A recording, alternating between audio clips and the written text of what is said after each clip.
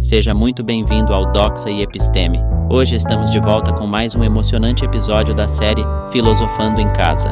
O nosso tópico para hoje é uma vida plena. Qual é a maneira ideal de conduzir nossa existência para desfrutarmos de uma vida plena? O que confere valor à nossa jornada? Estas questões fundamentais no campo ético surgiram pela primeira vez na Grécia Antiga, há cerca de 25 séculos.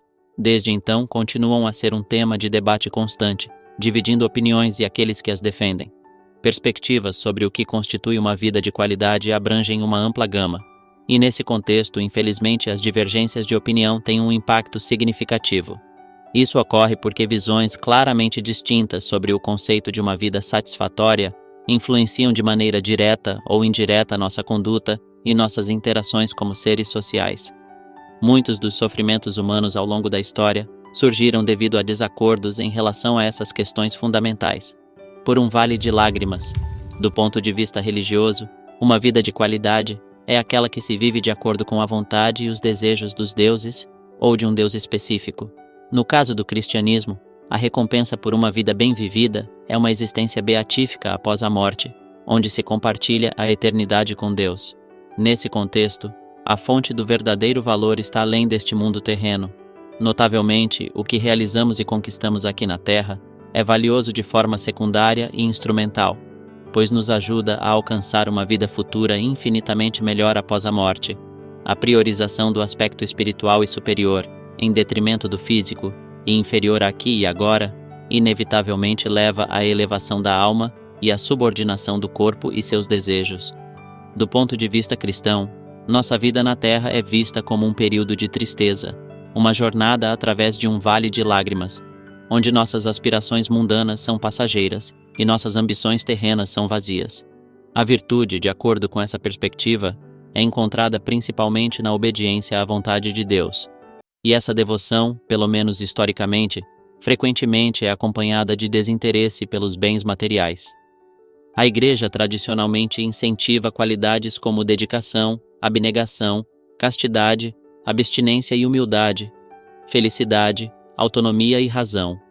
Pensadores não religiosos que não têm a expectativa de uma vida após a morte enfrentam a tarefa de direcionar seu olhar para uma perspectiva humanista, ou seja, centrada no ser humano. Para eles, é fundamental estabelecer o valor da vida, independentemente de quaisquer promessas ou desígnios que possam estar relacionados a uma existência futura. Eles concentram sua atenção no mundo natural, que inclui todas as pessoas que o habitam, buscando encontrar significado e valor na experiência humana aqui e agora. Bem-aventurados os pobres de espírito, porque deles é o reino dos céus. Bem-aventurados os puros de coração, porque verão a Deus. Jesus Cristo, Sermão da Montanha. Aristóteles sobre a boa vida. O filósofo grego Aristóteles, assim como Sócrates e Platão antes dele, colocava a questão ética crítica não tanto como qual é a coisa certa a fazer, mas sim como qual é a melhor maneira de viver. Ele adotava a visão grega convencional de que o maior bem para o ser humano é a eudaimonia, um termo frequentemente traduzido como felicidade, embora esteja mais próximo do significado de florescimento. Esse conceito representa um estado mais objetivo e menos psicológico do que a palavra felicidade sugere, incluindo sucesso, satisfação, autorrealização e um nível adequado de conforto material. Aristóteles acreditava que a essência do ser humano reside em sua capacidade de raciocinar e a realização completa de seu potencial humano distintivo, portanto, seria alcançada através do exercício ativo das faculdades da mente, isto é, da atividade racional, em conformidade com a virtude ou excelência moral. Essa busca pela virtude e pela excelência moral era vista como essencial para alcançar a eudaimonia, ou seja, uma vida bem-sucedida e plena. Para os gregos antigos, a noção de felicidade como o bem maior, summum bonum, para os seres humanos remonta a culturas antigas, mesmo aquelas que adoravam deuses, embora não aspirassem necessariamente a viver com eles.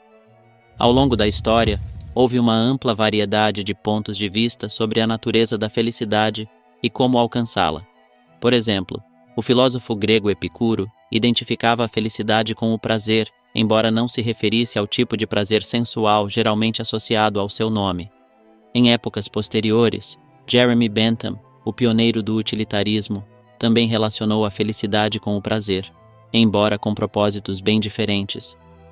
Por outro lado, alguns concordavam que a felicidade era o bem supremo, mas seguiam a perspectiva de Aristóteles, vendo-a como um estado objetivo de florescimento ou bem-estar humano, em vez de um estado subjetivo da mente. Essa diversidade de pontos de vista destacava a complexidade da busca pela felicidade ao longo da história da filosofia. O sentido da vida. O grupo britânico de comédia Monty Python chegou à conclusão de que encontrar sentido na vida não era nada muito especial. Tente ser gentil com as pessoas, evite comer gordura, leia um bom livro de vez em quando. No entanto, para a maioria das pessoas, a questão de se a vida tem um propósito, e se tiver, qual seria esse propósito, é uma grande questão séria, e às vezes alarmante.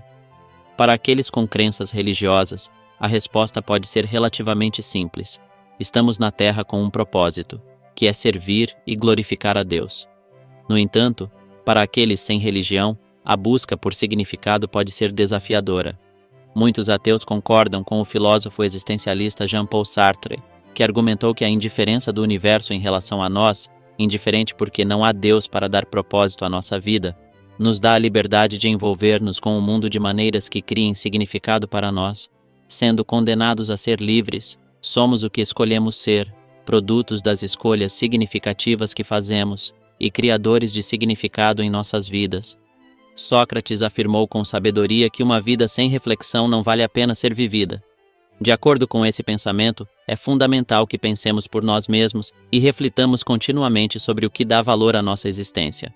Caso contrário, corremos o risco de viver segundo valores que nos são impostos por outros, em vez de escolhermos nossos próprios princípios. Essa percepção inspirou uma série de pensadores durante o Iluminismo, especialmente Immanuel Kant, que enfatizou a importância da autonomia pessoal e, acima de tudo, da liberdade de pensamento e expressão, como meios fundamentais para que os seres humanos se libertem das correntes da superstição e da submissão à autoridade tradicional. A sede de conhecimento que impulsionou os pensadores do Iluminismo foi amplamente motivada pela busca de liberdade e autonomia. A coragem para agir e tomar decisões por conta própria depende da compreensão do contexto e das implicações de nossas ações e escolhas. A razão, mais uma vez como na Grécia Antiga, foi reconhecida como a promotora dessa audácia. Na prática, os pioneiros da revolução científica, desde Newton até Darwin, desenvolveram métodos racionais de experimentação e investigação que trouxeram insights extraordinários sobre o mundo físico e o lugar do ser humano dentro dele. Mundos à parte. Assim como no passado, hoje ainda existe um profundo abismo entre aqueles que veem a vida humana como um estágio de transição para uma existência melhor no além-mundo e aqueles que, como os antigos gregos, consideram o ser humano como a medida de todas as coisas e buscam compreender o potencial humano dentro dos limites de uma vida finita na Terra. Nossas perspectivas sobre nossas origens e natureza são radicalmente diferentes, de onde viemos e as implicações disso na maneira como vivemos nossas vidas. Infelizmente, até que possamos chegar a um consenso sobre o que constitui uma vida boa, há poucas perspectivas de acordo na questão mais pragmática de como viver pacificamente no mundo.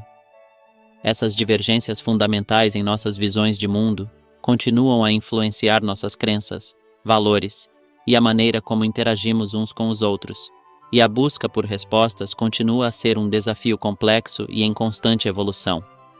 Nada além da liberdade é necessário a este iluminismo. A liberdade de fazer uso público da razão em todas as questões. Immanuel Kant. Quero expressar minha sincera gratidão a você que assistiu ao vídeo até aqui. Se gostou, ficaria muito feliz se desse um like, se inscrevesse no canal e compartilhasse com seus amigos. Forte abraço e vitória sempre!